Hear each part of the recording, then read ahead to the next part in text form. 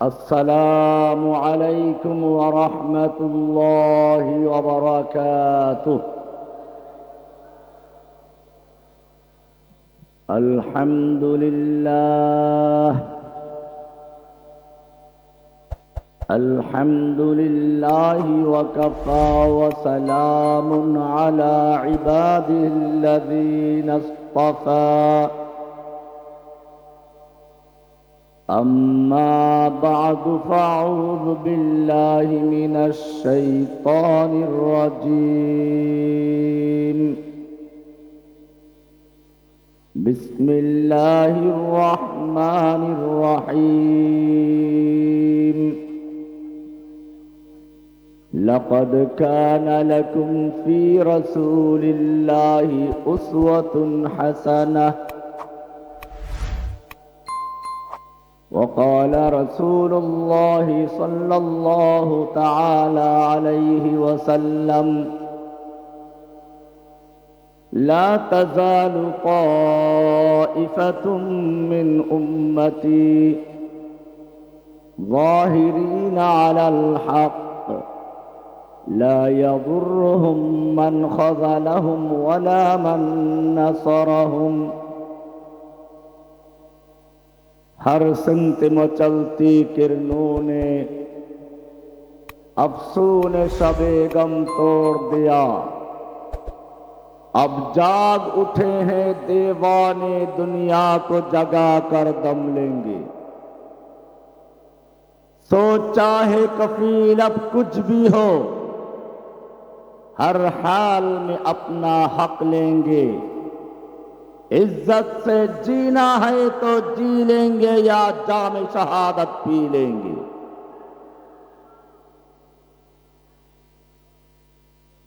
খুলনার প্রাণ কেন্দ্র লবণচড়া যুব ঐক্যের উদ্যোগে অদ্য 1 ডিসেম্বর 24 সিরাত মাহফিল ও দোয়ার সম্মানিত সভাপতি হযরত উলামায়ে কেরাম, অত্র এলাকার বিভিন্ন স্থান থেকে আগত কোরআন প্রেমিক, হাদিস প্রেমিক, তাওহীদি জনতা, পর্দার আড়ালে অবস্থানরত আমার মা ও বোনেরা, আল্লাহ সুবহানাহু ওয়া তাআলার মহান দরবারে শুকরিয়া জ্ঞাপন করছি, যিনি আমাদেরকে এক কঠিন মুহূর্তে মুসলিম উম্মার এক ক্রান্তি লগ্নে এই মাহফিলে আসার এবং বসার তৌফিক এনায়েত করেছেন। এজন্য বলি আলহামদুলিল্লাহ। আমরা এই সমাবেশ করছি এমন একটি মুহূর্তে যখন পৃথিবীর সকল কাফের, মুশরিক, ইহুদি, খ্রিস্টান, হিন্দু, বৌদ্ধ ঐক্যবদ্ধ হয়ে মাঠে নেমেছে কিভাবে মুসলিম উম্মাহকে পৃথিবীর মানচিত্র থেকে সম্পূর্ণরূপে মুছে ফেলা যায়। যার কারণে যুগ যুগ ধরে ফিলিস্তিনি মুসলিমদেরকে পাখির মতো গুলি করা, হত্যা করা হচ্ছিল। নিচের থেকে ট্যাঙ্কের গোলা দিয়ে, উপর থেকে বিমান হামলা করে ফিলিস্তিনিদের বাড়ি ঘরগুলো পর্যন্ত ধ্বংস করে দেওয়া হয়েছে। কাশ্মীরি মুসলিমদেরকে যুগ যুগ ধরে হত্যা করা হচ্ছে। উইগুর মুসলিমদেরকে উন্মুক্ত কারাগারে বন্দী করে রাখা হয়েছে। আরাকানের মুসলিমদেরকে, যুবকদের হত্যা করে, বুড়োদেরকে, নারীদেরকে, শিশুদেরকে, লক্ষ লক্ষ লোকদেরকে বাংলাদেশে পাঠিয়ে দেওয়া হয়েছে। বাংলাদেশের তাওহীদি জনতার উপরে এক চরম ক্ষুধার্ত শকুনিকে পাঠানো হয়েছিল। এই দেশ থেকে কিভাবে ইসলামকে ধ্বংস করা যায় সেজন্য নীল নকশা করা হয়েছিল ভারত থেকে। যার কারণে ইংরেজরা যেরকম পরিকল্পনা করেছিল যখন তারা ভারতবর্ষ দখল করেছিল তখন এদেশের দালালদের কাছে পরামর্শ চেয়েছিল, আমরা ভারত দখল করেছি, বলো কি করে আমাদের ক্ষমতা স্থায়ী হতে পারে। ভারতের দালালেরা তখন পরামর্শ দিয়েছিল, এদেশে তোমাদের একমাত্র শত্রু, চরম শত্রু, পরম শত্রু, শুধুমাত্র শত্রু মুসলিম উম্মাহ। যতক্ষণ পর্যন্ত মুসলিম জাতি এই ভারতবর্ষে মাথা উঁচু করে থাকবে ততক্ষণ পর্যন্ত ইংরেজরা ভারতবর্ষে স্থায়ী হতে পারে না। এরপরই শুরু হলো ইসলাম এবং মুসলিমদের ধ্বংস করার চক্রান্ত। ডক্টর টমসন লিখেছেন, দিল্লির চাঁদনি চক থেকে খয়বর পর্যন্ত কাঙ্ক্রদের দুধ আসে, দুপাশে বিশাল বিশাল যে গাছগুলো রয়েছে, এমন কোন গাছ ছিল না যে গাছের প্রত্যেকটা ডালে ডালে এক একজন আলেমকে ফাঁসিতে ঝুলানো না হয়েছিল। ওলামায়ে কেরামদেরকে শূকরের চামড়ার ভিতরে ঢুকিয়ে ঘোড়ার পায়ের সঙ্গে বেঁধে দিয়ে দৌড়ানো হয়েছে। ওলামায়ে কেরামদেরকে আন্দামান দ্বীপে নিক্ষেপ করা হয়েছিল, আলেমদেরকে হত্যা করা হয়েছিল, মাদ্রাসাগুলোকে পুড়িয়ে দেওয়া হলো, মসজিদগুলোকে ঘোড়ার আস্তাবল বানানো হয়েছিল, 3 লক্ষ কোরআনে কারীমকে দিল্লি মসজিদের সামনে আগুন দিয়ে পুড়িয়ে দেওয়া হয়েছিল। শুধু এ পর্যন্তই নয়, ভারতবর্ষের মসজিদ মাদ্রাসার জন্য হাজার হাজার একর জমি ছিল, সব জমিগুলোর অর্থ সম্পত্তি বাতিল করে দিয়ে হিন্দু দাতাদেরকে জমিদারি করে দেওয়া হয়েছিল। এরপরেও যখন ইংরেজরা দেখলো যে আলেমদের হত্যা করলাম, মাদ্রাসা বন্ধ করলাম, মসজিদ বন্ধ করলাম, কিন্তু ইংরেজ বিরোধী আন্দোলন দাবানলের মতো ছড়িয়ে পড়ছে, আবার দালালদেরকে নিয়ে বসলো। দালালদেরকে জিজ্ঞেস করলো, তোমাদের পরামর্শ অনুযায়ী মাদ্রাসা বন্ধ করে দিয়েছে, ঘোড়ার আস্তাবল বানিয়েছি, মসজিদগুলোকে, আলেমদেরকে হত্যা করেছি, নির্বাসনে পাঠিয়েছি, সাইদি সাহেবকে জেলে দিয়েছি, আজিজুল হক সাহেবকে জেলে দিয়েছিলাম, মামুনুল হককে জেলে দিয়েছি, জসিমউদ্দিন রহমানকে জেলে দিয়েছি, সব আলেমদেরকে জেলে ঢুকিয়েছি, এরপরেও কেন ভারত বিরোধী আন্দোলন চাঙ্গা হয়ে উঠছে, হাসিনা বিরোধী আন্দোলন চাঙ্গা হয়ে উঠছে? তখন অবশ্য অন্য স্লোগান ছিল। আপনারা জানেন, সে সময় তাদের দালালরা পরামর্শ দিল, মাদ্রাসার ছোট ছোট বাচ্চাদেরকে, হাফেজদেরকে নিয়ে দাঁড় করালো, বলল, তোমরা যে কোরআন জ্বালিয়েছ, কাগজের কোরআন জ্বালিয়েছ, তোমরা যে মাদ্রাসা পুড়িয়েছ, ইটের মাদ্রাসা পুড়িয়েছ, কাঠের মাদ্রাসা পুড়িয়েছ, তোমরা যে মসজিদগুলো বন্ধ করেছ, ইট আর কাঠের মসজিদ বন্ধ করেছ, কিন্তু জেনে রাখবে, এই 14-15 বছরে বাচ্চাদের প্রত্যেকটার বুকের ভিতরে 30 পারা কোরআন সংরক্ষিত রয়েছে। যতক্ষণ পর্যন্ত এই আলেম সমাজ জীবিত থাকবে, হাফেজ থাকবে, অতদিন পর্যন্ত তোমাদের দেশে স্থায়ী সম্পত্তি থাকবে না। শুরু হলো 2টা প্রোগ্রাম। এক হলো কিছু দালাল আলেমদের তৈরি করা, আর একদিকে যারা হক ওলামায়ে কেরাম ছিল তাদেরকে জেলে ঢুকিয়ে দেওয়া, তাদেরকে খুঁজে খুঁজে হত্যা করা। ঠিক বাংলাদেশেও 90 ইংরেজরা, ভারতের দালাল, ভারত থেকে সুদূর প্রসারী পরিকল্পনা নিয়ে যে বাংলাদেশে এসেছিল একটা শকুনি, এদেশে ছবল মেরেছিল মুসলমানদের ইমানের উপরে। প্রথম টার্গেট ছিল আলেম ওলামাদেরকে নয়, কোরআনকে নয়, মাদ্রাসা মসজিদকে নয়, স্বয়ং আল্লাহর নবীকে কলঙ্কিত করা, নবীর নামে কুৎসা রটনা করা, নবীর স্ত্রীদের নামে, মেয়েদের নামে চরম ভাবে কুৎসা রটনা করে এক গণজাগরণ মঞ্চের তৈরি করেছিল এই ভারতের দালাল শেখ হাসিনা। কিন্তু আপনারা জানেন, সেই ব্লগার রাজীব হায়দার যে চরমভাবে খাবা বাবা নামে লিখে আল্লাহ রাসূলকে চরমভাবে কটূক্তি করেছিল, তাকে যখন দেশের তৌহিদি জনতা তার পাওনা চুকিয়ে দুনিয়া থেকে বিদায় করে দিয়েছিল, তখন এই শকুনি গিয়ে তার মায়ের উপরে গিয়ে ঝাঁপিয়ে পড়েছিল। তার মাকে ধরে বলেছিল, দ্বিতীয় মুক্তিযুদ্ধের প্রথম শহীদ আমি আপনাদেরকে পরিষ্কার বলতে চাই, সেই দ্বিতীয় মুক্তিযুদ্ধ আসলে ইসলামকে নির্মূল করার যুদ্ধ। কিন্তু দেশের জনগণ সেদিন গর্জে উঠেছিল। গণজাগরণ মঞ্চের বিকল্প হিসেবে শাপলা চত্বরে জমায়েত হয়েছিল। বাংলাদেশের দল মত নির্বিশেষে সব জায়গা থেকে আবাবিল হয়ে সেদিন ঢাকা অবরোধ করেছিল। কিন্তু কিছু দালালদের কারণে সেদিন আন্দোলন যা হওয়ার তাই হয়েছিল। আমি কিছু বলতে পারছি না কি হয়েছিল। এরপরে শুরু হলো দ্বিতীয় আরেকটি চক্রান্ত। এইভাবে রাসূলকে গালিগালাজ করে পারা যাবে না। আমরা সেদিন বলেছিলাম, তোমার বাপের জন্য আইন করছো, তোমার বাপকে কেউ গালিগালাজ করলে, অবমাননা করলে, কটূক্তি করলে 14 বছর সাজা প্রথমবার, দ্বিতীয়বার যদি কেউ করে তার যাবজ্জীবন সাজা। আমরা বলেছিলাম তোমার বাবার জন্য তুমি আইন করবে, এটাই স্বাভাবিক। তোমার কাছে তোমার বাবার শ্রদ্ধা থাকবে, এটাই স্বাভাবিক।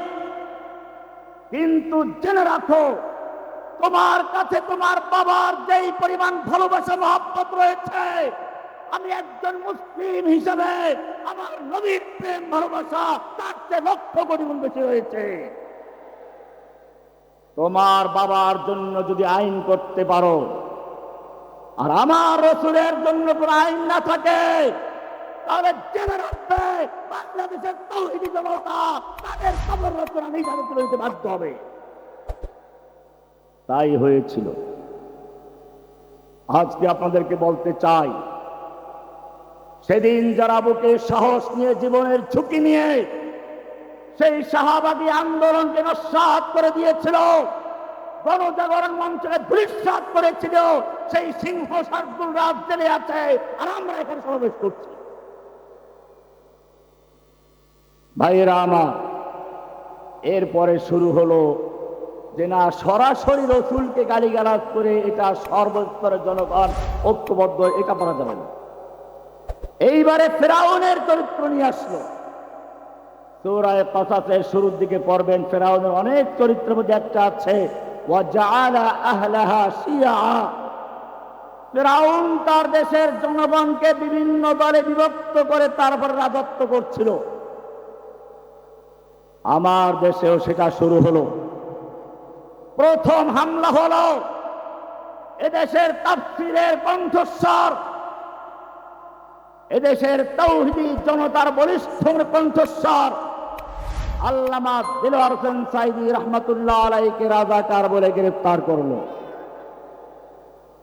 দেখলো যে না, তেমন কোনো সমস্যা হয় নাই, হজম হয়ে গেছে। এরপরে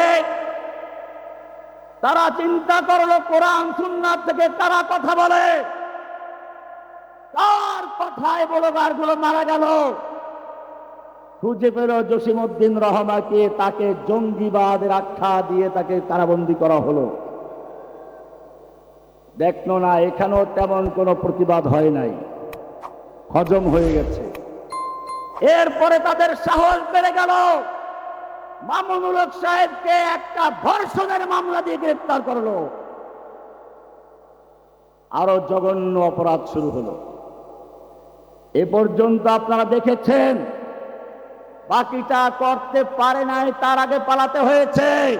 জসিমউদ্দিন রহমানের সামনে তারা পেশ করেছিল, রহমানি তোমাকে তো ছাড়বো না, হেফাজতের নেতাদেরকে এক একজনকে দুর্নীতি দমনের মামলা দিয়ে বিশ্বের সামনে দুর্নীতিবাজ আটকায় দিলে আসবে, এই পরিকল্পনা করেছিল। আমি আপনাদেরকে বলতে চাই,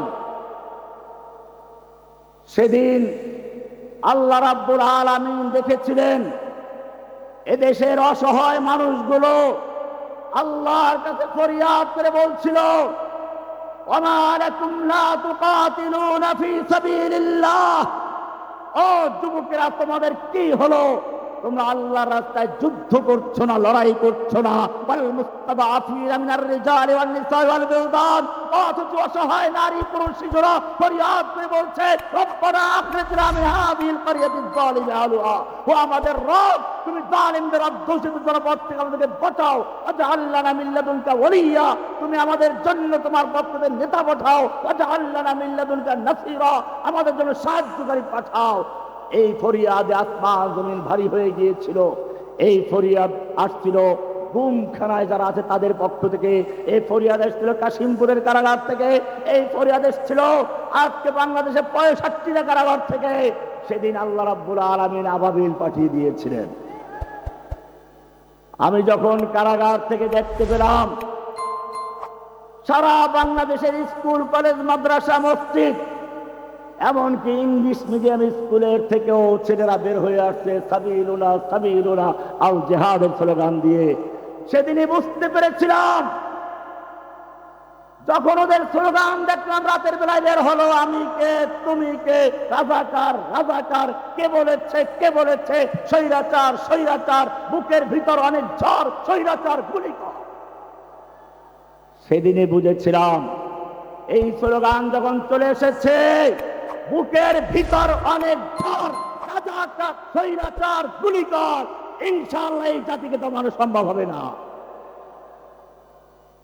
আল্লাহ তাআলা আবাবিল পাঠিয়ে দিয়েছিলেন। জেনে রাখতে হবে, যদি মুসলিম জাতি ঐক্যবদ্ধ থাকে তাহলে কাল পর্যন্ত যে ইহুদি ওমরের দরবারে এসে ভিক্ষা করছিল, ওমর তোমাদের নবী আমাদেরকে খয়বরে থাকার জন্য পারমিশন দিয়েছিল, তুমি কেন আমাদেরকে খয়বর থেকে বিতাড়িত করছো, আমাদের থাকতে দাও, আমরা তোমাদের কৃষিকাজ করে দিচ্ছি, অর্ধেক ফসলের বিনিময়ে একটু থাকার ব্যবস্থা করে দাও। ওমর বিন খাত্তাব বলেছিলেন, আরে দুশমন, আল্লাহর নবী সেদিন কি বলেছিলেন প্রত্যেকটা কথা অক্ষরে অক্ষরে আমার মনে আছে। আল্লাহর নবী সেদিন বলেছিল, ইহুদিরা শুনে রেখো, আল্লাহ যে পর্যন্ত মঞ্জুর করেন সে পর্যন্ত তোমরা খয়বরে থাকবে, কিন্তু সেদিন বেশি দূরে নয়, যেদিন খয়বর থেকে তোদেরকে বিতাড়িত করা হবে, আজকে সেদিন এসেছে, তোদেরকে যেতে হবে। আর হ্যাঁ, ওই ইহুদি লিডারকে উদ্দেশ্য করে ওমর বলছিলেন, তোকে দেখি আল্লাহ রাসূল বলেছিলেন তোকে এত দূর পালাতে হবে, তোর উট তোকে নিয়ে দৌড়াতে দৌড়াতে হাঁপিয়ে যাবে, তারপরেও তোর পথ শেষ হবে না। আজকে সেই দিন এসেছে, ভাগ এখান থেকে। যে হিন্দুরা ভারতবর্ষে নিজেদের মধ্যে একে অপরকে গোলাম বানিয়েছিল, তুচ্ছতাচ্ছিল্য করছিল, অচ্ছুতি মনে করত, সেই হিন্দুদের ত্রাণকর্তা হিসেবে এসেছিল মুহাম্মদ ইবনে কাসিম। নিম্ন বর্ণের হিন্দুরা দলে দলে ইসলামের ছায়া দলে এসেছিল, যেই হিন্দুরা সেদিন ল্যাজ গুটিয়ে পালিয়েছিল, আজকে সেই হিন্দুরা মুসলিমদেরকে চ্যালেঞ্জ করছে, হিন্দু হিন্দি হিন্দুস্তান জবন বেজো পাকিস্তান, वो हमारी माता है, तुम उसको खाता है, तुमको चाहिए कब्रिस्तान या भेजेंगे पाकिस्तान, এরকম চরম স্লোগান দিয়ে মুসলিমদেরকে অপমান করে যাচ্ছে। শুধু এ পর্যন্তই নয়, এতদিন পর্যন্ত তারা ভারতে মুসলিমদেরকে পিটিয়ে হত্যা করেছে, ভারতে মুসলিমদেরকে চরম অত্যাচার করেছে, বাড়িঘর জ্বালিয়ে দিয়েছে। কিন্তু যখন দেখলো মুসলিমদের তেমন কোনো প্রতিক্রিয়া নেই, ওরা ঈমান হারা হয়ে যাচ্ছে, তখন বাংলাদেশের কোটি কোটি মুসলমানকে চ্যালেঞ্জ করে দিনের উপরে মুসলিমদেরকে হত্যা করা শুরু করেছে। আমি সরকারকে বলতে চাই, আমাদের মুসলিম যুবকদের ফেসবুকে একটু লেখা দেখলে তাকে জঙ্গি মামলা দিয়ে বছরকে বছর জেলে পড়ে দিচ্ছ। শেখ হাসিনা এই কাজটা করেছিল, জঙ্গিবাদের নাটক সাজিয়েছিল, বিভিন্ন সময় নিজের উপরে নিজে আক্রমণ করেছে। 21শে আগস্টের হামলায় সে নিজে মরল না, অনেকগুলো লোক মরল। কারণ ছিল কি? এটা ভারতের পরিকল্পিত হামলা ছিল। শেখ হাসিনাকে মারা হবে না, অন্য যে কয়জন তার প্রতিদ্বন্দ্বী হতে পারে আওয়ামী লীগের নেতা তাদেরকে মেরে ফেল। আইবি রহমানকে মারা হলো। এক ঢিলে দুই শিকার। হাসিনা চায় না তার চেয়ে প্রভাবশালী কেউ আওয়ামী লীগে থাকুক। সেই কারণে সেদিন এই নাটক সাজিয়েছিল। আজকে একটা সুসংবাদ দেখলাম, সেই 21শে আগস্টের হামলার নাটক সাজিয়ে যে সকল উলামায়ে কেরামদেরকে ফাঁসির রায় দেওয়া হয়েছিল, আল্লাহ রাব্বুল আলামিন তাদেরকে সসম্মানে হয়তো তাদেরকে আছড়ে বের করে নিয়ে আসবেন। আজকে তাদের সব মামলা খালাস হয়ে গেছে, ইনশাআল্লাহ সবগুলোই খালাস হবে। আমি সরকারকে বলবো, শেখ হাসিনার আমলে ডিজিটাল আইনে যত মামলা হয়েছে, সন্ত্রাস বিরোধী আইনের যত মামলা হয়েছে, সবগুলো বাতিল করে তাওহীদি জনতাকে রাস্তায় নামিয়ে দাও। ইনশাআল্লাহ একজন নয়, ভারতের টাকারা শেখ হাসিনার মতো লেজ গুটিয়ে দিল্লিতে পালিয়ে যাবে ইনশাআল্লাহ।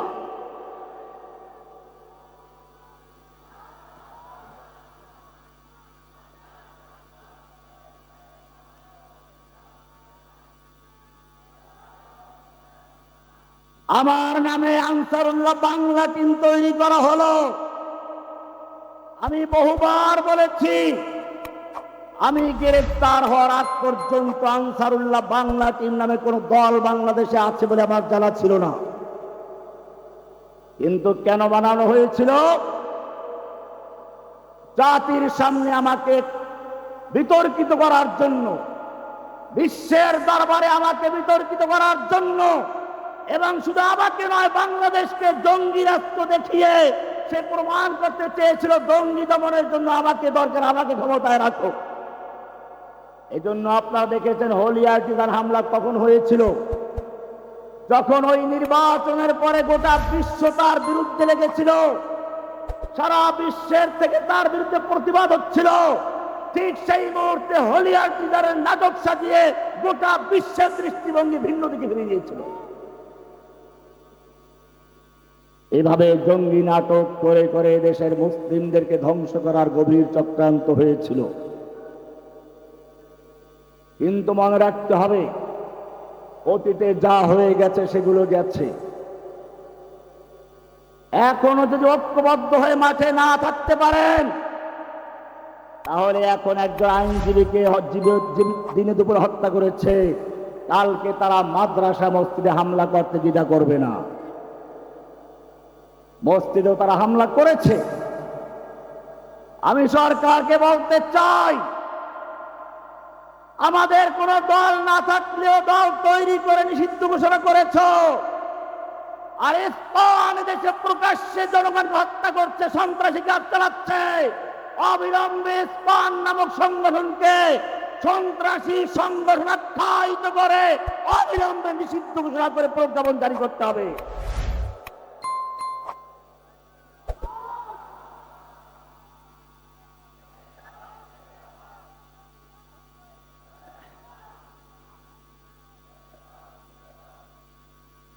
যেভাবে ইংরেজরা মুসলিমদেরকে বিভক্ত করে রাজনীতি করতে চেয়েছিল, এদেশেও সেটা হয়েছিল।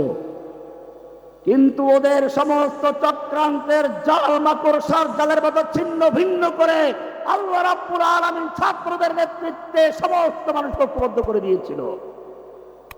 যখনই কোন ফিরআউন বড় শক্তি হয়ে নামে, আল্লাহ তাআলা দুর্বল জিনিসকে পাঠিয়ে ধ্বংস করে দেয়। আপনারা দেখেছেন নমরুদ যখন আল্লাহর বিরুদ্ধে বিদ্রোহ করেছিল, ল্যাংড়া মশা দিয়ে তাকে ধ্বংস করে দিয়েছিল। আব্রাহা যখন হাতি নিয়ে বাইতুল্লাহকে ভাঙার জন্য এসেছিল, হাতি নিয়ে কাবা ভাঙবে কিভাবে? মূলত এখন যেমন বুলডোজার দিয়ে গড়িয়ে দেওয়া হয়, আগের যুগে বড় বড় বিল্ডিং গুলোকে হাতির পায়ের সাথে রশি বেঁধে দেওয়া হতো, হাতির টেনে ওটাকে ভেঙে ফেলত। 12 থেকে 13টা শক্তিশালী হাতি নিয়ে এসেছিল আব্রাহা কাবা ভাঙার জন্য। আল্লাহ রাব্বুল আলামিন আব্রাহাকে ধ্বংস করার জন্য আসমান থেকে ফেরেশতা পাঠান নাই, শক্তিশালী কোন সেনাদল পাঠান নাই। সেদিন দুর্বল ছোট ছোট পাখিদেরকে পাঠিয়েছিলেন, যেই পাখি এখন পর্যন্ত কাবার উপরে বীর দর্পে ঘুরে বেড়াচ্ছে আর জানান দিচ্ছে, আবার যদি কোনো আব্রাহা কালামতে আসো আমরা এখনো সাদা খাচ্ছি। বাংলাদেশের আবাবিল, আমি বলছি স্কুল কলেজের ছাত্রদেরকে, মাদ্রাসার ছাত্রদেরকে, তোমরা সেদিন যেভাবে ময়দানে ঝাঁপিয়ে পড়েছিলে, তোমাদের পিছপা হওয়ার সুযোগ নেই। ওই খানায় কাবার উপরে যেরকম ভাবে এখনো আবাবিল পাখি ঘুরে ঘুরে পাহারা দিচ্ছে, তোমাদেরকে মনে রাখতে হবে বাংলাদেশের স্বাধীনতা রক্ষার জন্য তোমাদেরকে সজাগ থেকে উড়ে উড়ে বেড়াতে হবে। গোটা বাংলাদেশে কোন কোন জায়গায় হাসিনা দালাল রয়েছে, প্রশাসনের কোন কোন জায়গায় হাসিনা দালাল রয়েছে, খুঁজে খুঁজে বের করতে হবে।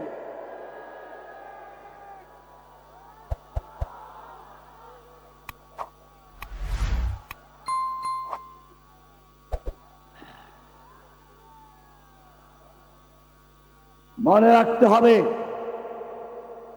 আমিরে মুআবিয়া রাদিয়াল্লাহু তাআলা আনহুর সঙ্গে আলীর যুদ্ধ হচ্ছিল। সেই সময় তৎকালীন সুপার পাওয়ার রোম সম্রাট আমিরে মুআবিয়া রাদিয়াল্লাহু তাআলা আনহুর কাছে চিঠি লিখল, আমরা জানতে পেরেছি তোমার খলিফা তোমার বিরুদ্ধে যুদ্ধে লিপ্ত হয়েছে। তুমি যদি আমাদের সাহায্য চাও তাহলে রোম সম্রাট পূর্ণ শক্তি দিয়ে তোমার পাশে দাঁড়াতে প্রস্তুত। কি মায়া! আমির মুআবিয়াকে সাহায্য করার জন্য এক পায়ে দাঁড়ানো, উদ্দেশ্য মুসলিম খেলাফতকে ধ্বংস করে দেওয়া। আল্লাহর নবীর ছাত্র আমাদের মতো দুর্বল ছিল না। আমির মুআবিয়া বুঝতে পেরেছেন এটা আমাকে সাহায্য করার প্রস্তাব নয়, এর মাধ্যমে ইসলামকে ধ্বংস করার নীল নকশা করা হয়েছে। সেজন্য তিনি পত্রের উত্তর দিলেন। সূচনা ছিল এরকম, ইয়া কালবার রোম, ও হে রোমের কুত্তা, আমার সঙ্গে আমার নেতার যুদ্ধ হচ্ছে। এই সুযোগ নিয়ে যদি মুসলিম উম্মার ভূখণ্ডের দিকে এক কদম বাড়াও, জেনে রাখবে আলীর পক্ষে যুদ্ধ করতে গিয়ে সেদিন অন্য কেউ নয়, সর্বপ্রথম যে লোকটা জীবন দিবে সে লোকটা হচ্ছে আমির মুআবিয়া রাদিয়াল্লাহু তাআলা। আমাদেরকেও মনে রাখতে হবে, আমাদের ভিতরে বিভিন্ন মত থাকতে পারে, বিভিন্ন দল থাকতে পারে, কিন্তু যদি আবার কোন মুসলিম উম্মার উপরে কোন আলেমের উপরে আঘাত আসে, আমি জিজ্ঞেস করতে চাই, আমির মুআবিয়ার বলিষ্ঠ ঈমান নিয়ে ময়দানে ঝাঁপিয়ে পড়ার জন্য কে কে তৈরি আছো? নারায়ে তাকবীর! ইসলামের শত্রুরা নারায়ে তাকবীর! আল্লাহর নবী স্বপ্ন দেখলেন তিনি মক্কায় প্রবেশ করছেন নিরাপদে। মদিনায় ঘোষণা হয়ে গেল। মুহাজিররা খুশি হলো, তারা বাড়িতে যেতে পারবে, আত্মীয় স্বজনের সঙ্গে সাক্ষাৎ করতে পারবে। আনসাররাও খুশি, মক্কা কিনে দেখতে পাবো, যুবকরা খুশি। 1400 সাহাবায়ে কেরামদেরকে কাফেলা নিয়ে আল্লাহর নবী উমরা করার জন্য মক্কার কাছাকাছি এসে পড়লেন। মাত্র 11 কিলোমিটার দূরে হুদায়বিয়া নামক জায়গা পর্যন্ত আসলেন। মক্কার লোকেরা বাধা দিল, ঢুকতে পারবেন না। আল্লাহর নবী ওসমানকে মক্কায় পাঠালেন, কারণ ওসমান ছিল মক্কার জনপ্রিয় ব্যক্তি। শুধু জনপ্রিয় নয়, মক্কার মেয়েরা তাদের বাচ্চাদেরকে ঘুম পাড়াবার জন্য, আমাদের যেমন পাড়া জোড়ালো কি কি যেন বলা হয়, এরকম মক্কার মেয়ে লোকেরা, মায়েরা তাদের সন্তানকে ঘুম পাড়াবার জন্য কবিতা পড়তো, উহিব্বুকা ওয়ার রহমান হুব্বা কুরাইশিন উসমান, উহিব্বুকা ওয়ার রহমান হুব্বা কুরাইশিন উসমান। ও বাবু, আমি তোমাকে ভালোবাসি ঠিক সেভাবে যেভাবে ওসমানকে কুরাইশের লোকেরা ভালোবাসে, মক্কার লোকেরা ভালোবাসে। আল্লাহর নবী সাল্লাল্লাহু আলাইহি ওয়াসাল্লাম সেই মক্কায় ওসমানকে পাঠালেন, মক্কার লোকদেরকে বুঝাও, আমি উমরা করতে এসেছি, যুদ্ধ করতে আসি নাই। কিন্তু মক্কার লোকেরা চিন্তা করলো একটা মোক্ষম সুযোগ, মুহাম্মদ সাল্লাল্লাহু আলাইহি ওয়াসাল্লাম নিজে তার 1400 মুখ্যম সাহাবীদেরকে নিয়ে এখানে কাছে এসে গেছে। যদি এই কাফেলাকে ধ্বংস করা যায় ইসলাম শেষ হয়ে যাবে। তবে শক্তি তো একটু পরীক্ষা করা দরকার। একটা গুজব ছড়িয়ে দিল ওসমানকে হত্যা করা হয়েছে। আল্লাহর নবীর কানে যখন এই খবর পৌঁছে গেল, আল্লাহর নবী সেদিন তাবুর থেকে বেরিয়ে গেলেন, জোরে ডাক দিলেন, ইয়া সাহাবাস শাজারা, ওহে গাছের নিচে অবস্থানকারী সাহাবীরা বেরিয়ে আসো। 1400 সাহাবায়ে কেরাম বের হয়ে আসলেন। আল্লাহর নবী সেদিন বক্তব্য দিলেন, আমার কাছে খবর এসেছে আমার ওসমানকে হত্যা করা হয়েছে। কোন রাষ্ট্রদূতকে হত্যা করা কোন আন্তর্জাতিক আইনে পড়ে না। ওসমানকে হত্যা করা হয়েছে। আসো, আমি হাত বিছিয়ে দিলাম, আমার হাতে হাত রেখে বায়াত করো। হয়তো মক্কা বিজয় করে ছাড়বো, নতুবা সকলে শহীদ হয়ে যাব। একটা লোক মদিনায় ফিরে যাবো না। কে কে তৈরি আছো? ইম্মা শরিয়া ওয়া ইম্মা শাহাদা, এই বলে তিনি হাত বিছিয়ে দিলেন। আল্লাহর নবী নিজে হাত বিছিয়ে দিয়েছেন। কিসের বায়াত ছিল ভালো করে শুনে রাখো। বায়াত তো আছে, কিন্তু এই বায়াত কিসের বায়াত ছিল সেটা জেনে রাখো। আল্লাহর নবী হাত বিছিয়ে দিলেন। 1400 সাহাবায়ে কেরাম বায়াত করলেন। একটা মাত্র মুনাফিক পালিয়ে গিয়েছিল, বাকি সব বায়াত করেছিল। এক পর্যায়ে আল্লাহর নবী নিজের বাম হাতটাকে ডান হাতের উপরে রেখে দিয়ে বলছেন, এটা ওসমানের হাত, যাতে করে ওসমান এই বায়াত থেকে বঞ্চিত না হয়। বায়াত হয়ে গেল। এই বায়াতের ধাক্কা মক্কায় পর্যন্ত পৌঁছে গেল। এবারে যারা হুমকি দিয়েছিল তারা এবারে লেজ গুটিয়ে চুক্তির জন্য প্রস্তুত হয়ে গেছে। আমি তোমাদেরকে বলতে চাই, ভারত যত হুমকি দেখ না কেন, যদি ঐক্যবদ্ধ হয়ে একটা হুমকি দিতে পারো, ভারতের লেজ গুটিয়ে তারা আমেরিকায় গিয়ে আশ্রয় দিবে। আমি এক বক্তব্য দিয়েছিলাম, ভারতকে কেমনে কেমনে টুকরো করতে হবে। ভারতের কলিজা আগুন ধরে গেছে। আমাকে নিয়ে ওদের এখনো পেটের ভিতরে পায়খানা চলে গেছে। মনে রাখতে হবে। আমি তোমাদেরকে বলতে চাই, এই বায়াত শুধু মক্কার কাফেরদের কলিজায় ভয় লাগিয়ে দেয় নাই, এই বায়াতের আওয়াজ সাত আসমান ভেদ করে আরশে আজিম ছেদ করে আল্লাহ দরবার পর্যন্ত পৌঁছে গিয়েছে। ওহী নাযিল হয়ে গেছে সঙ্গে সঙ্গে, লাকাদ রাদিয়াল্লাহু আনিল মুমিনিনা ইয ইউবাইউনাকা তাহতাশ শাজারা। আল্লাহ তাআলা মুমিনদের প্রতি সন্তুষ্ট হয়ে গেছেন, রাজি হয়ে গেছেন, খুশি হয়ে গেছেন। ইয ইউবাইউনাকা তাহতাশ শাজারা, যখন তারা তোমার হাতে হাত রেখে বায়াত করেছিল গাছের নিচে বসে। শুধু বায়াত আছে তা না, বায়াত যে গাছের নিচে বসে হয়েছিল ওই গাছের পর্যন্ত আলোচনা এসে গেছে। শুধু এ পর্যন্তই নয়, আল্লাহ তাআলা আরো সামনে বলছেন, ইন্নাল্লাযীনা ইউবাইউনাকা ইন্নামা ইউবাইউনাল্লাহ। হে নবী, আপনার হাতে হাত রেখে যারা বায়াত করেছিল তারা আপনার হাতে নয়, স্বয়ং আল্লাহর হাতে হাত রেখে বায়াত করেছে। ইয়াদুল্লাহি ফাওকা আইদিহিম, তাদের হাতের উপরে স্বয়ং আল্লাহর হাত ছিল। কিসের বায়াত ছিল? নাহনুল্লাযীনা বায়াউ মুহাম্মাদা আলাল জিহাদে মা বাকিনা আবাদা। সাহাবায়ে কেরাম পরিষ্কার করে দিয়েছেন। সুতরাং বুঝতে হবে, কোরআন বলছে, লাকাদ কানা লাকুম ফি রাসূলিল্লাহি উসওয়াতুন হাসানা। আল্লাহর নবী যেভাবে যুদ্ধ করেছেন, যেভাবে মক্কা বিজয় করেছেন, বদরে বিজয় করেছেন, উহুদে বিজয় করেছেন, হুনাইনে করেছেন, ফিলিস্তিন বিজয় করেছেন, আফগান বিজয় করেছেন, সারা বিশ্ব যেভাবে মুসলিমরা বিজয় করেছে, ইনশাআল্লাহ বাংলাদেশেও সেই পদ্ধতি বিজয় করতে হবে। লা ইয়াসলাহা আখিরু হাযিহিল উম্মাহ ইল্লা মা সালুহা বিহি আউয়ালুহা। এই উম্মতের প্রথম পর্যায়ের সাহাবায়ে কেরাম নবীর যুগে, সাহাবীদের যুগে, খেলাফার যুগে ইসলাম যে পদ্ধতিতে বিজয় লাভ করেছিল, কিয়ামত পর্যন্ত সেই পদ্ধতিতেই বিজয় লাভ করতে হবে।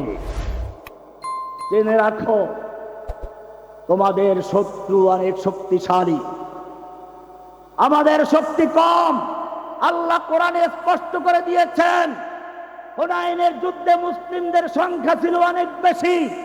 সাহাবায়ে কেরামদের মধ্যে একটু আনন্দের ভাব এসেছিল, সংখ্যা কমের কারণে আমরা আজকে পরাজিত হব না।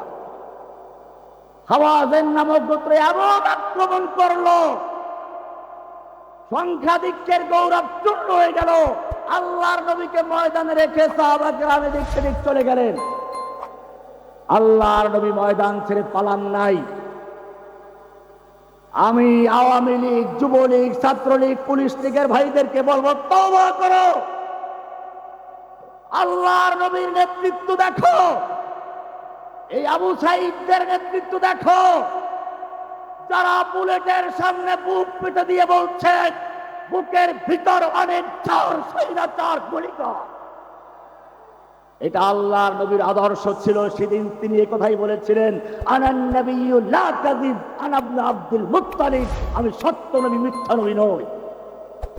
যখন সংখ্যাধিক্যের গৌরব ধূলিসাৎ হয়ে গেল, এবারে আল্লাহর নবী ডাক দিলেন, তাআলাউ ইবাদাল্লাহ, হে আল্লাহর বান্দারা, আমার কাছে গিয়ে আসো, আমাকে কেন্দ্র করে আবার জড়ো হয়ে যুদ্ধ করো। এবারে সাহাবায়ে কেরাম চলে আসলেন, প্রচন্ড শক্তি নিয়ে যুদ্ধ করছেন, আল্লাহর উপর ভরসা রেখে, সংখ্যাধিক্যের উপরে নয়। আল্লাহ তাআলা এই যুদ্ধের আবার বিজয় দান করেছেন। সুতরাং মনে করতে হবে, মুসলিমরা কখনো সংখ্যাগরিষ্ঠের উপর ভিত্তি করে যুদ্ধ করে না। যুদ্ধ করে কার উপর ভিত্তি করে? তন্দিয়ে বাদে মুখালিফ से ना घबराओ कब, ये तो चलती है तुझे ऊंचा उड़ाने के लिए। হে যুবকেরা, তোমরা হচ্ছে ঊর্ধ্ব গগনের সেই বাজ পাখি, যেই বাজ পাখি ঝড়ো হাওয়া দেখে ভয় পায় না, বরং ঝড়ো হাওয়ার তালে তালে নিজেকে আরো অনেক উপরে নিয়ে যায়। মনে রাখতে হবে, আল্লাহর নবীর সাহাবী খালিদ বিন ওয়ালিদ যুদ্ধের ময়দানে অবতীর্ণ হয়েছেন। পারস্যের সম্রাটের সিপাহসালার রস্তম 3 লক্ষ সৈন্য নিয়ে মাঠে এসেছে। রাতের বেলায় গোয়েন্দাদেরকে পাঠালো, যাও তো খালিদের তাঁবুর অবস্থাটা বিচার করে আসো। গোয়েন্দারা গিয়ে দেখলো, মাশাআল্লাহ, সব কান্নাকাটি করছে। বাস্তবিক তো কাঁদে। ভোর রাতে সত্যিকার যারা আল্লাহওয়ালা মুজাহিদিন, তারা কাঁদে কার কাছে? আল্লাযীনা ইয়াযকুরুনাল্লাহা কিয়ামান ওয়া কুউদান ওয়া আলা জুনুবিহিম, যারা দাঁড়ানো অবস্থায়, শোয়া অবস্থায়, বসা অবস্থায় স্মরণ করে কাকে? রোমের সম্রাটের গোয়েন্দারা গিয়ে দেখলো সবাই কান্নাকাটি করছে। রস্তমকে গিয়ে বলল, মুসলিম সৈন্যদের বিরুদ্ধে যুদ্ধ করার কোনো প্রয়োজন নেই, ওরা আমাদের ভয়ে রাত ভর কান্নাকাটিদের বুক ভিজিয়ে দিয়েছে।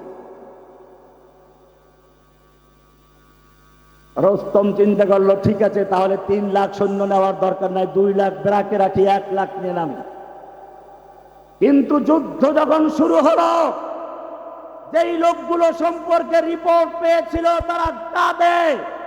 দেখলো যে এক একজন মুজাহিদ কাফেরদের ভিড় ভিড়ে ঢুকে যাচ্ছে, যেদিকে যাচ্ছে লাশের স্তূপ করে দিচ্ছে, যেদিকে যাচ্ছে কাফেরদের কেটে কেটে পরিষ্কার করে দিচ্ছে।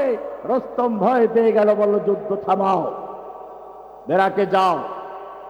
আবার গভীর রাতে বহুদর্শী, বহু বিচক্ষণ গোয়েন্দা পাঠালো, মুসলিম তাঁবুর বাস্তব অবস্থা দেখে আসো। এবার বহুদর্শী, বহু বিচক্ষণ, বহু অভিজ্ঞতা সম্পন্ন সেই গোয়েন্দারা গিয়ে আজকেও দেখলো না, রিপোর্ট তো ঠিকই আছে, তারা কান্নাকাটি তো করে। তাহলে কেন কান্নাকাটি করে, কারণটা প্রকাশ হওয়া দরকার। এইবারে তারা কান লাগালো, ভাষা বোঝার চেষ্টা করলো। এবারে দেখলো না, ওরা আমাদের ভয়েতে কাঁপছে না, ওরা কেঁদে কেঁদে বলছে, রব্বুল আলামিন, আগামীকাল তোমার দুশমনদের বিরুদ্ধে যুদ্ধ হবে, মূর্তি পূজকদের বিরুদ্ধে যুদ্ধ হবে, নাস্তিকদের বিরুদ্ধে যুদ্ধ হবে, যারা ইসলামকে ধ্বংস করতে এসেছে ওদের শৌকত শান শৌকত চূর্ণ করে দেওয়ার সময় এসেছে। আল্লাহ তুমি ওকে শক্তি দাও, সাহস দাও, আমার হাতে শক্তি দাও, আমি যেন কাফেরদের কেটে কেটে টুকরো করে জাহান্নামে পাঠাতে পারি, নিজেও টুকরো টুকরো হয়ে যাই, শহীদ হয়ে যায়। কিয়ামতের মাঠে যখন শহীদরা জখম নিয়ে উঠবে, যখন তাদের জখমগুলো তাজা হবে, ইয়াসরবু দামান, রক্ত ঝরতে থাকবে, লাউনুহু লাউনুদ দাম, রিহু রিহুল মিসকে, রক্তটা হবে রক্তের রং, ঘ্রাণটা হবে মিষ্ট আম্বরের ঘ্রাণ। আল্লাহ কিয়ামতের মাঠে সেই মর্যাদা লাভ করার তৌফিক আমাকেও তো দান। গোয়েন্দারা বুঝতে পারলো কাঁদে ঠিকই, তবে আমাদের ভয়তে নয়। রস্তমকে গিয়ে জানালো,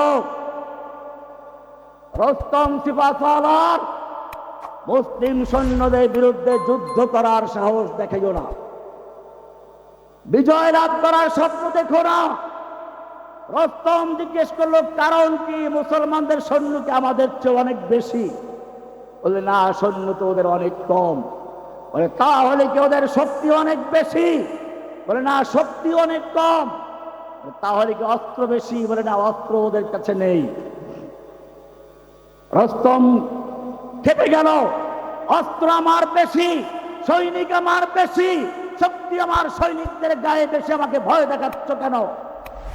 গোয়েন্দারা বলল, রোমের পারস্যের সিপাহসালার শুনে রেখো, অস্ত্র তোমার বেশি, সৈনিক তোমার বেশি, শক্তি তোমার সৈনিকদের গায়ে বেশি, ঠিক আছে, কিন্তু জেনে রাখো তোমার সৈনিকদের কাছে সুন্দরী যুবতী নারী আর মদের পেয়ালা যত বেশি প্রিয়, মুসলিম সৈনিকদের কাছে আল্লাহর রাস্তায় জীবন দেওয়া তার চেয়ে বেশি।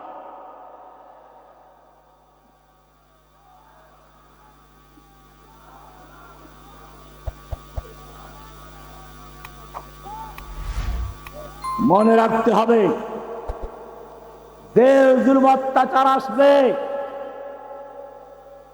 কিন্তু দেখে নাও আল্লামা সাঈদী সাহেব জেলে মারা গেছেন, বন্দি অবস্থায় মারা গেছেন।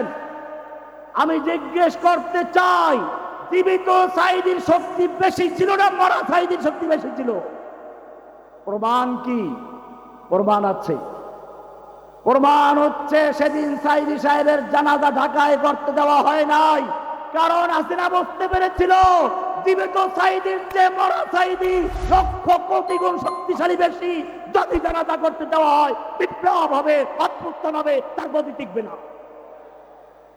সেই জন্য রাতের অন্ধকারে তাকে ঢাকা থেকে বের করে দেওয়া হয়েছিল। জেলখানায় যারা গিয়েছিল তারা কি দুর্বল হয়ে গেছে? এক পিচ্চি রফিকুল ইসলাম মাদানী ছোট্ট মানুষ, গোটা শরীরটা বারুদে ভরা।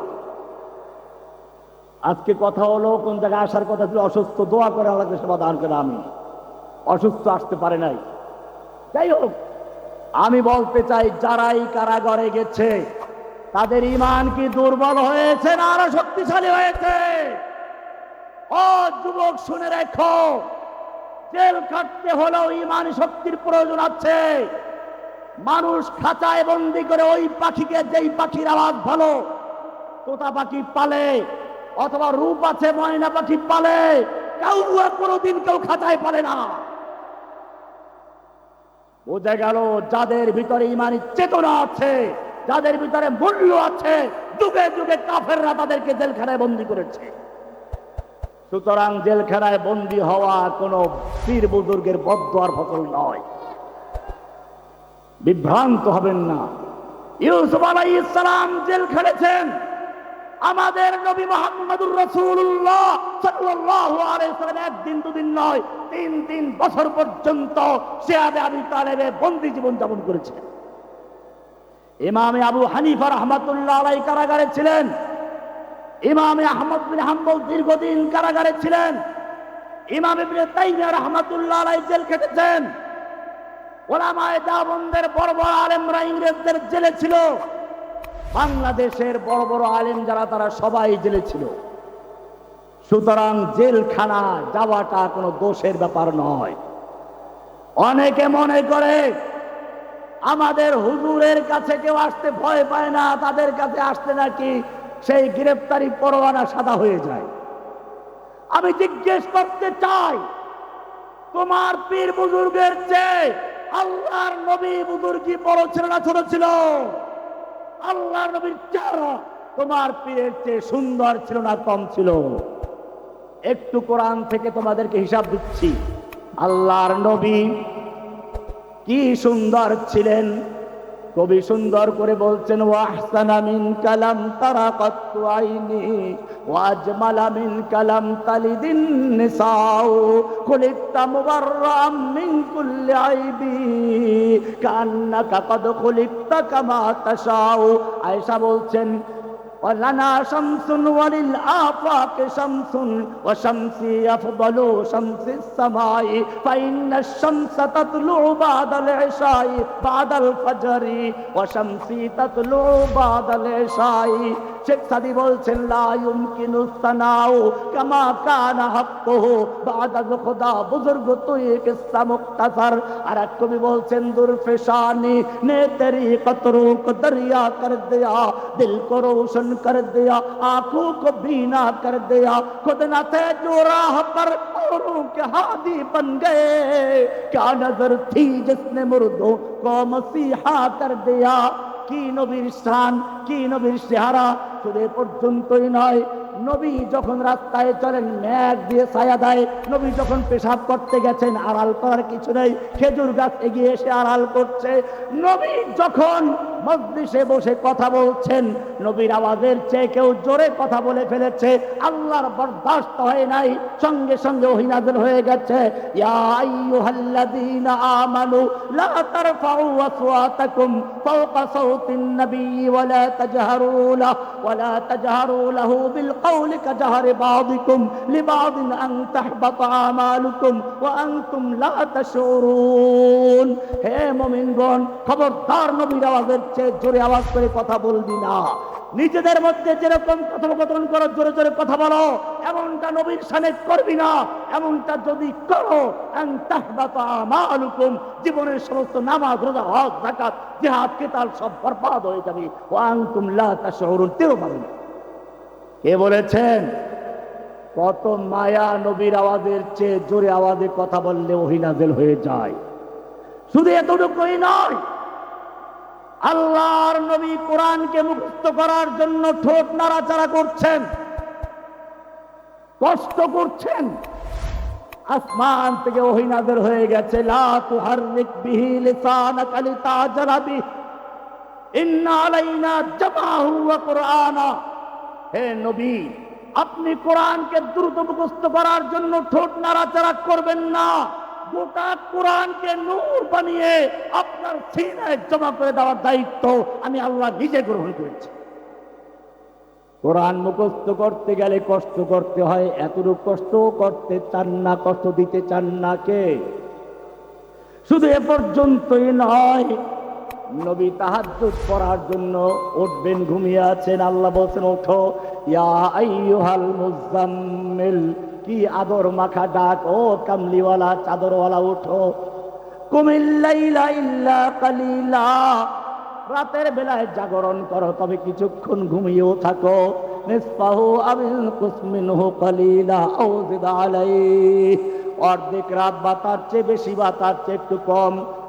ওরাত্তিলিল কোরআন তারতিলা, তুমি সারা রাত্রে ইবাদত করার দরকার নেই, রাতভর জেগে জেগে পা ফুলিয়ে ফেলো, এটা দরকার নেই। তুমি যেমন সারা রাত্রে ইবাদত করলে খুশি হও, আমি আল্লাহ তোমাকে ঘুমন্ত দেখলেও খুশি হয়ে চলে। বলুন সুবহানাল্লাহ। কি মায়া! আমি যদি এক এক করে বলতে থাকি অনেক বলতে পারবো। এবারে জিজ্ঞেস করতে চাই, এই নবীকে যখন তায়েফের ময়দানে পাথর মারা হচ্ছিল, আল্লাহ দেখতে পাচ্ছিলেন কিনা? আল্লাহর ফিরাবার ক্ষমতা ছিল কিনা? ফিরান নাই কেন? মোহাব্বত কমে গেছিল নাকি? গাছে দিয়ে ছায়া দেয়, জোরে কথা বললে ওহী নাযিল হয়। নবীর আওয়াজের চেয়ে আওয়াজ করলে ওহী নাযিল হয়। ঠোঁট নাড়াচাড়ায় কোরআন মুখস্থ করলে ওহী নাযিল হয়ে যায়। আর এখন পাথর মারা হচ্ছে, কেন তুমি ফিরাও না? সম্পর্ক কি নষ্ট হয়ে গেছে? অদ্দুহা ওয়াল্লাইলি ইযা সাজা মা ওয়াদ্দাআকা রাব্বুকা ওয়া মা ক্বালা।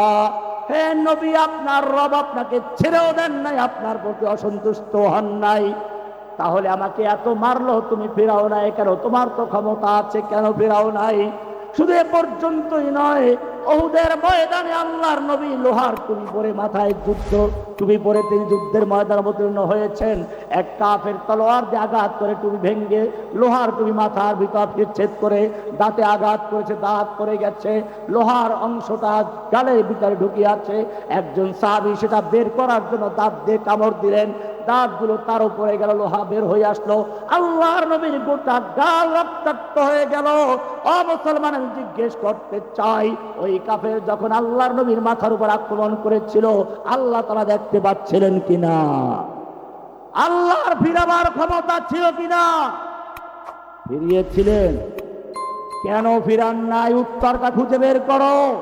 কোরআন পরিষ্কার জানিয়ে দিয়েছে, আম হাসিবতুম আন তাদখুলুল জান্নাতা ওয়ালাম্মা ইয়াতিকুম মাসালুল লাযীনা খালাউ মিন ক্বাবলিকুম মাসাতহুমুল বাসাউ ওয়াদ-দাররাউ ওয়া যুলজিলু হাত্তা ইয়াকুলার রাসূলু ওয়াল্লাযীনা আমানু মা'আহু মাতা রাসূলুল্লাহ।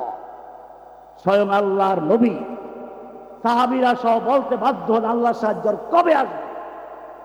অমুসলিমরা জেনে রাখো, আল্লাহর নবী মসজিদের নববীতে শুয়ে আছেন, সাহাবায়ে কেরাম এসে বলছেন, আলা তাদউল্লাহ লানা আলা তাস্তানসিরু লানা, হে আল্লাহর নবী, আপনি কি আমাদের জন্য একটু আল্লাহর কাছে সাহায্য চাবেন না? আমাদের জন্য আল্লাহর মদদ চাবেন না? আমরা তো ধ্বংস হয়ে যাচ্ছি। সুমাইয়াকে হত্যা করো, লজ্জাস্থানে আঘাত করে, আম্মারকে পিটিয়ে মারা হচ্ছে, ইয়াসেরকে মারা হয়েছে, বেলালকে উত্তপ্ত আগুনে রোদ্রে দেওয়া হচ্ছে, আপনি কি একটু দোয়া করবেন না?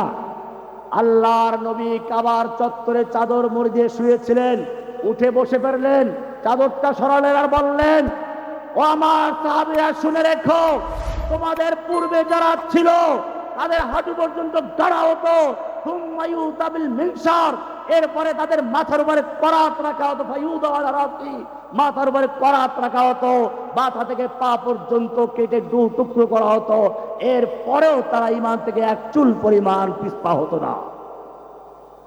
তোমরা কি মনে করছো এমনি জান্নাতে ঢুকে যাবে? মনে রাখতে হবে, তোমাদের চেয়ে আল্লাহর নবীর বুজুর্গি অনেক বড় ছিল। তোমাদের বুজুর্গির চেয়ে তাহাজ্জুদ আল্লাহর নবী বেশি পড়তেন। তোমাদের বুজুর্গদের চেয়ে আল্লাহর নবী আল্লাহর কাছে বড় মুত্তাকি ছিলেন, তাকে যুদ্ধ করতে হয়েছে। তোমাদেরকে এর ব্যতিক্রম নয়। আল্লাহর নবী উসওয়া, লাকাদ কানা লাকুম ফি রাসূলিল্লাহি উসওয়াতুন হাসানা, এই আয়াত কোন সূরায় খুঁজে দেখো, এটা মিষ্টি খাওয়ার আয়াত নয়।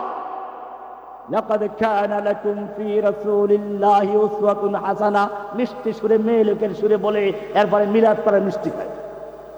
এই আয়াত সূরা আহজাবের ভিতরে, যেই সূরায় উল্লেখ আছে আহজাব, গোটা কাফেরদের সম্মিলিত শক্তি যখন মদিনা আক্রমণ করেছিল,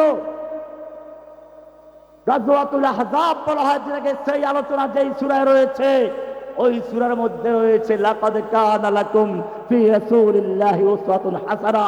তার মানে আল্লাহ তাআলা জানিয়ে দিয়েছেন, আল্লাহর নবী যেভাবে বদরে, ওহুদে, খন্দকে, তবুকে, মুতায় যেভাবে মক্কা বিজয় করেছেন, অমুসলিম জাতি সত্যিকার যদি ইসলামকে বিজয় করতে চাও, তাহলে তোমাকে সেই বদর, উহুদ, খন্দক, হুদায়বিয়া, হুনাইন, তাবুক সব কিছু সুন্নাহ পালন করতে হবে। ওই সময় বিজয় এসেছে যে পথে, তোমাদের বিজয় সেই পথে। আব্রাহাম লিঙ্কনের পথ ধরে কখনো ইসলামের বিজয় হতে পারে না। লাকাদ কানা লাকুম ফি আব্রাহাম লিঙ্কন উসওয়াতুন হতে পারে না।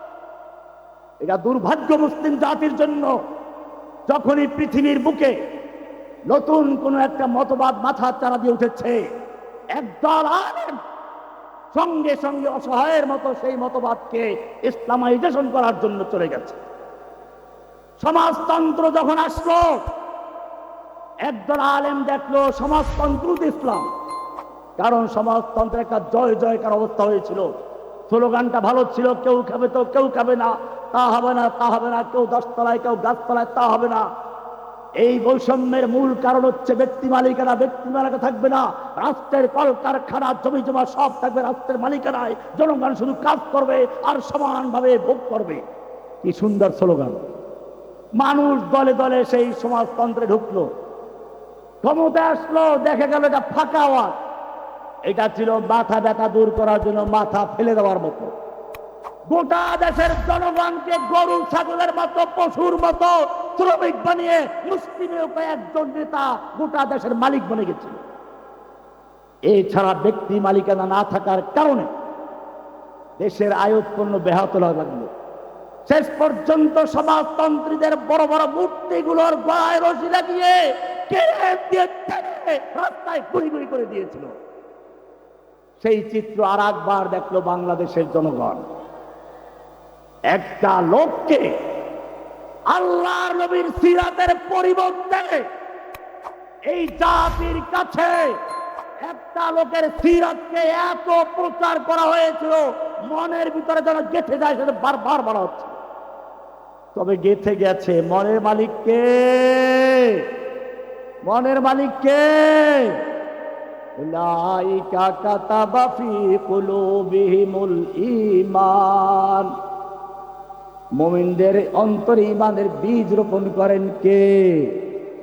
আল্লাহ রাব্বুল আলামিন এই জাতির নতুন প্রজন্মের কাছে ওই মূর্তির উপরে এত ঘৃণা তৈরি করে দিলেন। ইব্রাহিম আলাইহিস সালাম যখন মূর্তিখানায় ঢুকলেন, গিয়ে দেখলেন বড় বড় মূর্তি, অনেক দামি দামি খাবার আছে। গিয়ে বলেন, খা খা, আলা তাদুল, খাও না, খা। বরবান বিলিয়ামিন থাপ্পড় মারলে পরে পাথরের মূর্তি, মূর্তি ব্যথা পায় না নিজে ব্যথা পায়? পাইছে ব্যথা। এইবার ওরছে রাগ যে হাতে না, এবারে কুড়াল লইল, এবারে কুড়াল দিয়ে মূর্তি ভেঙ্গে চুরমার করে বড় মূর্তির গলায় কুড়াল লটকে দিয়ে ভাগলো। লোকেরা যখন আসলো মেলায় আবার পূজা দেওয়ার জন্য, এসে দেখলো সর্বনাশ, সব মূর্তির হাত পা ভেঙ্গে চুরমার হয়ে গেল। কে কাজটা করলো? নমরুদের কাছে ছুটে গেছে যুবকরা। ভালো করে শুনো, নমরুদ এসে পড়েছে, রাজকীয় মূর্তিখানা এই কাণ্ড ঘটেছে। নমরুদ এসে কিছুক্ষণ পর্যন্ত চিন্তা করলো, ভাবলো কোনো ভূমিকম্প হলো না, ঝড় তুফান হলো না, মারামারি যুদ্ধ হলো না, এই মূর্তিগুলো কে ভাঙলো? নিশ্চয় এটা মূর্তি ভাঙা পর্যন্ত শেষ নয়, বরং এটা হচ্ছে এই মূর্তির সমাজকে ভেঙে দিয়ে তাওহীদের সমাজ গড়ার এক সুদূর পরিকল্পনার সূচনা মাত্র।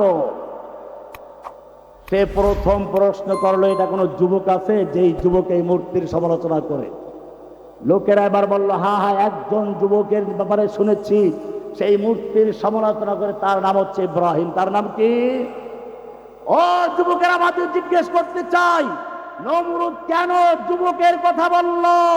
কারণ নমরুদ বুঝতে পেরেছিল এই মূর্তি ভাঙ্গা পর্যন্ত এই আন্দোলন শেষ নয়, বরং এই মূর্তির সমাজকে ভেঙে দিয়ে তাওহীদের সমাজ গড়ার জন্য একটা নতুন আন্দোলন শুরু হচ্ছে।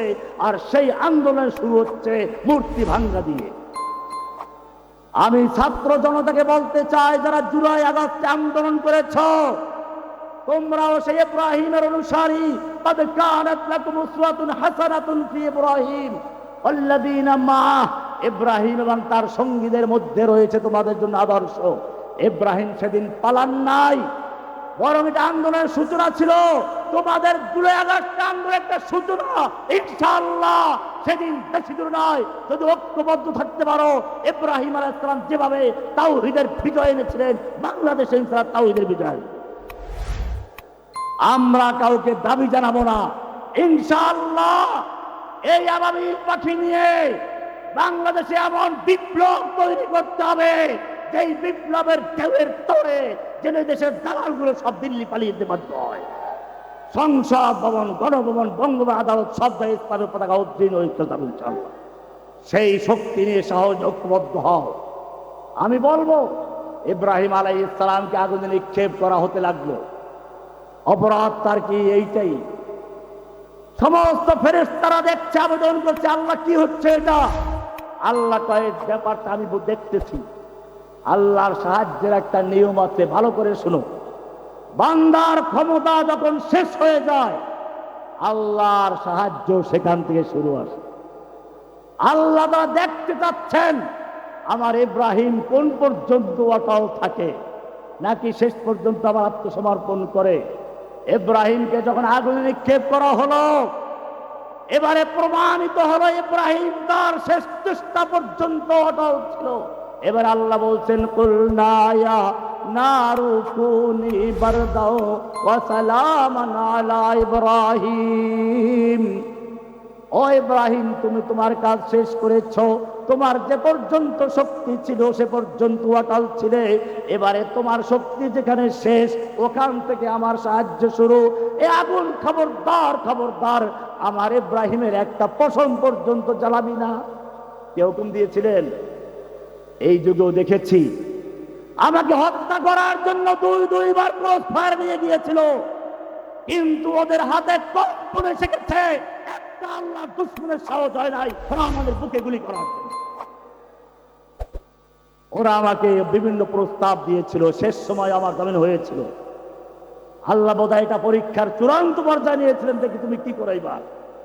আমাকে সারাদিন সেই আদালত চত্বরে একটা গাড়ির ভিতরে এসি বন্ধ করে দিয়ে রৌদ্রে ফেলে রেখেছিল। আমার কেবল মনে পড়েছে সে বিলালের কাহিনী। এত লোক এখান থেকে আসা যাওয়া করছে, কেউ জানে না যে রহমানীকে এই গাড়ির ভিতরে নির্যাতন করা হচ্ছে। যখন আদালতের সময় শেষ হয়ে যাচ্ছে তখনই গিয়ে বলছে, রহমানী এইটা বলো, এটা স্বীকার করো, তোমাকে ছেড়ে দেব, বড় পদ দেওয়া হবে। আমি তখন বেহুশের ভান করেছিলাম, কারণ ওদের কথা জবাব দিব না। আদালতের টাইম শেষ হয়ে যাচ্ছে, শেষ পর্যন্ত এখন তো আদালত উঠতে হবে, রিমান্ড শেষ হয়ে গেছে, কি করবে? আদালতের চত্বরে পুলিশকে ডেকে রেখে দিয়ে ওরা পালাইছে ওখান থেকে, মরলে কি করবো? আল্লাহ রাব্বুল আলামিন আমাকে বাঁচিয়েছেন। কে বাঁচিয়েছেন? সেজন্য তোমাদেরকে বলবো, ইব্রাহিমের মতো তাওহীদ দিয়ে যদি মাঠে নামতে পারো, আজ भी जो कर इब्राहिम का ईमान पैदा आग कर सकती है अंदाज गुलिस्ता पैदा। ও যুবকেরা জেনে রাখো যে আল্লাহ তাআলা ইব্রাহিমের জন্য নমরুদের আগুনকে গুলবাগিচা বানিয়েছিল, সে আল্লাহ এখনো জীবিত আছে তোমার জন্য। ব্যক্তিক মুরতাদ ভারতের সকল আগুনকে নিবৃত্ত করবেন। মূসা আলাইহিস সালাম লাঠি নিয়ে ময়দানে নেমেছেন, পিছনে ফেরাউনের বাহিনীর, সামনে নদী, পালাবার জায়গা নেই। আল্লাহ তাআলা দেখতে চাচ্ছেন শেষ পর্যন্ত কি করো। মূসার ক্ষমতা শেষ হয়ে গেছে, সামনে নদী, পিছনে ফেরাউনের বাহিনী। আল্লাহ বলেন, মূসা তোমার ক্ষমতা শেষ হয়েছে, তোমার ক্ষমতা যেখানে শেষ ওখান থেকে আমার সাহায্য শুরু হবে, এবারে মারো লাঠি। লাঠি মারলেন, পানি ভাগ হয়ে দাঁড়িয়ে গেছে। মূসার বাহিনী পার হয়ে গেলেন, ফেরাউনকে চুবিয়ে মেরেছেন। আমি জিজ্ঞেস করতে চাই যে আল্লাহ সুবহানাহু ওয়া তাআলা মূসার জন্য পানিকে ভাগ করে দিয়েছিলেন, ফেরাউনকে চুবিয়ে মারিছিলেন, সে আল্লাহ এখনো জীবিত আছেন কিনা? ভারতের সৈন্যদেরকে বুড়ি গঙ্গায়, যমুনায় চুবিয়ে মারতে পারেন কিনা?